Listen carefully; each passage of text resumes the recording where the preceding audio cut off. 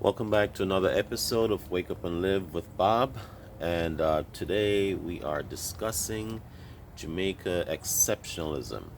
Now, if you don't believe that Jamaica is an exceptional country in the world, how then do you explain a country of the size of Jamaica, less than 3 million people, a small island, and yet the country has had international footprints that is larger than many countries in Asia, in Africa, in Europe, in North and South America, a country the size of Jamaica.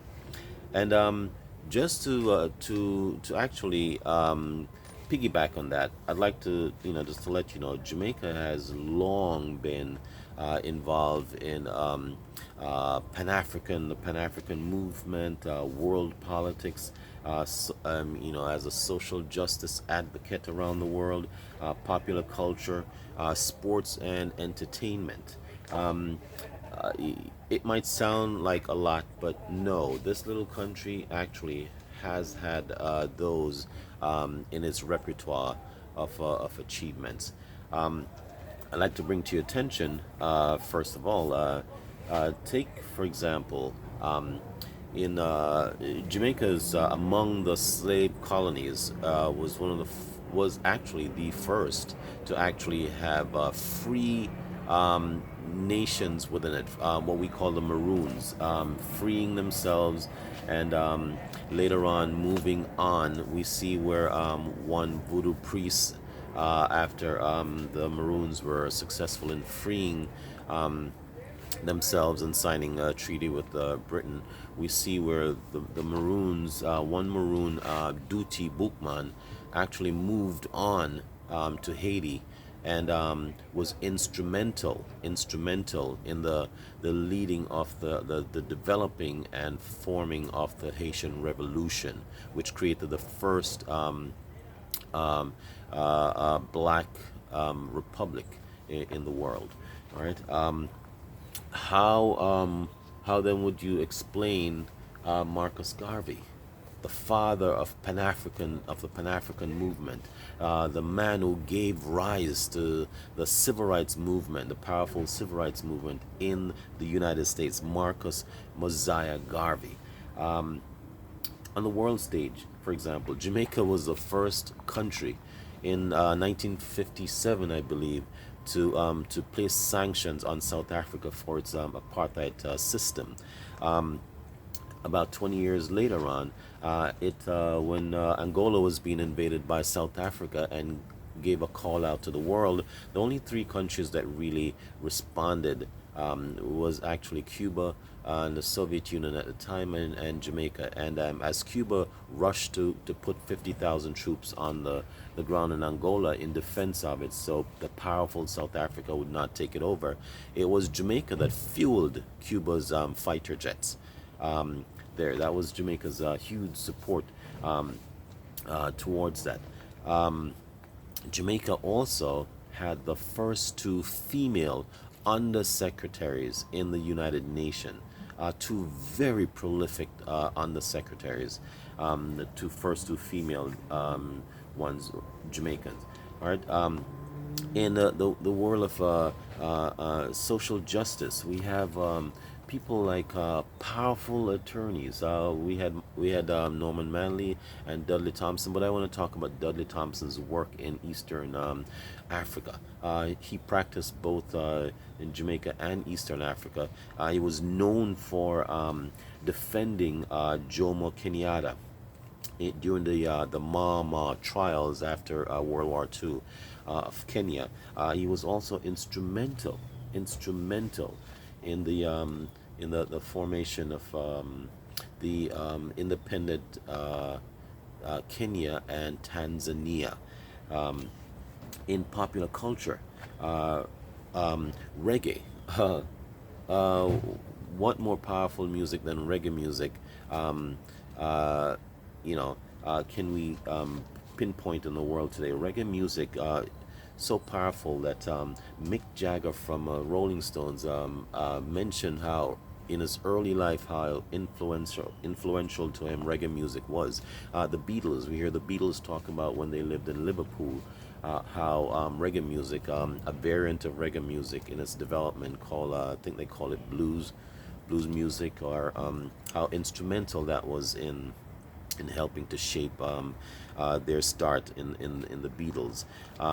We see reggae music giving rise to, giving birth actually to the rap music in the United States, and later on contributed Jamaica's culture and way of life contributed to what we now know as a hip hop culture, which is a culture that comes out of the rap music industry.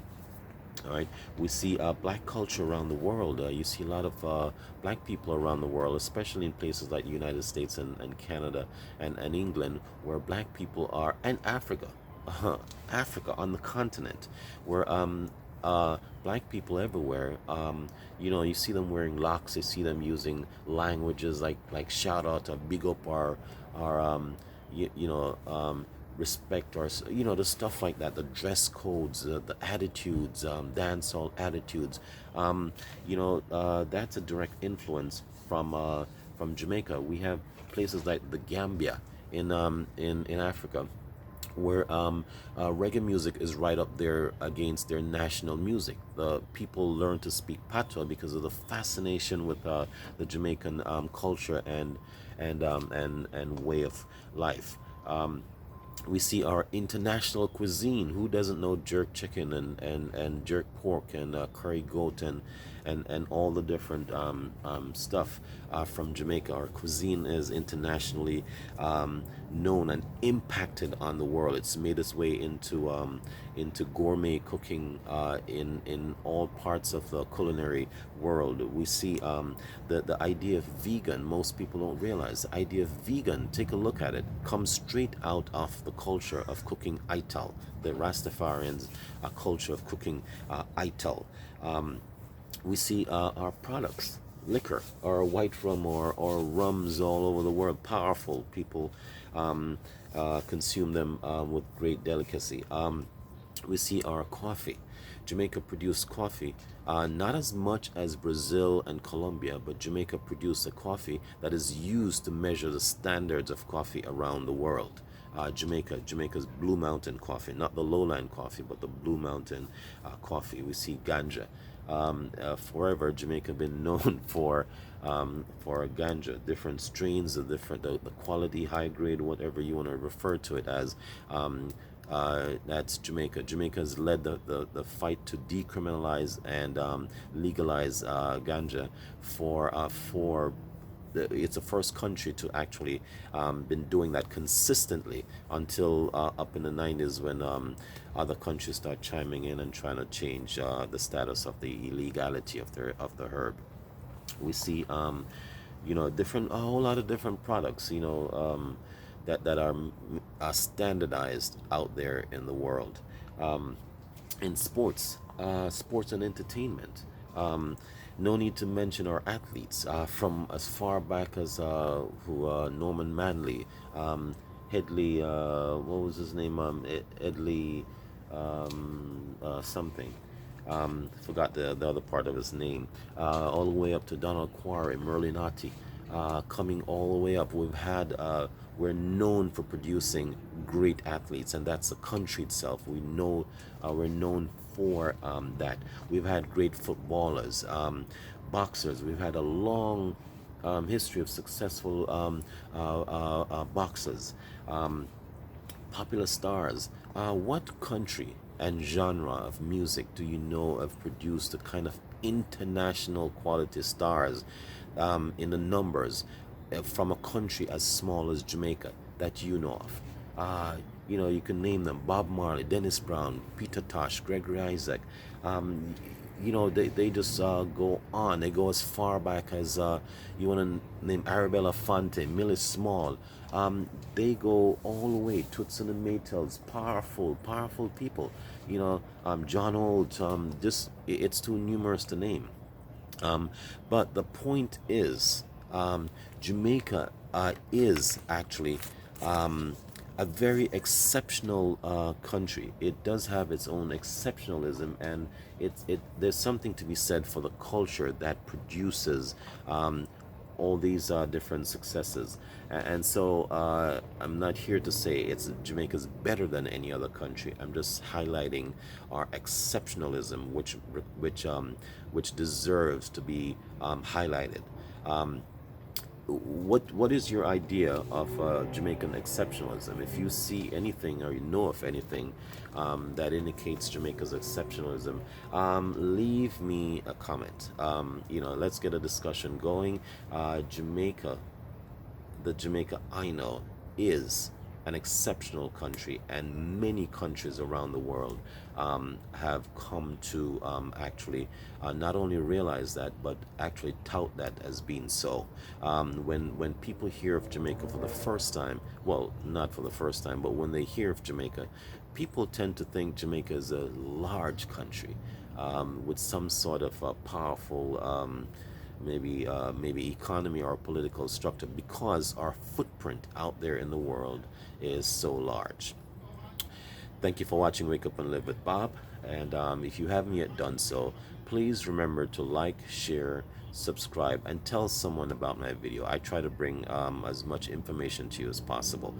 Thanks again for watching.